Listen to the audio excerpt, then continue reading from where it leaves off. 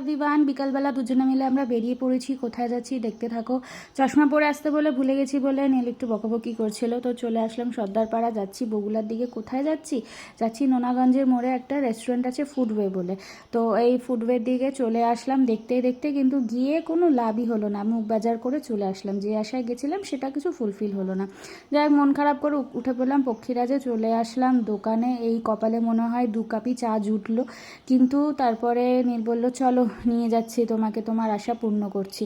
তো নিয়ে আসলো এই একটা ফুড স্টলে। এখানে দিয়ে আমাদের এগরোল খাবার খুব ইচ্ছা হয়েছিল সেদিনকে, ওই জন্য এগরোল।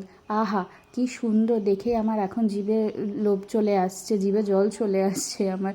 যাই হোক, খাওয়া দাওয়া খেলাম, কিন্তু সেদিনকে মনে হয় পেটে আমার রাক্ষস ঢুকেছিল। এই এগরোল একটা গোটা দুজনে মিলে এগরোল খাওয়ার পরেও দুজনে আবার খেয়ে নিলাম ফুচকা। বাবা যা ঝাল ছিল, আর অনেক দিন বাদে ফুচকাটা খেলাম, বেশ ভালো লাগলো। যাই হোক, চললাম ঈশানকে পড়াতে।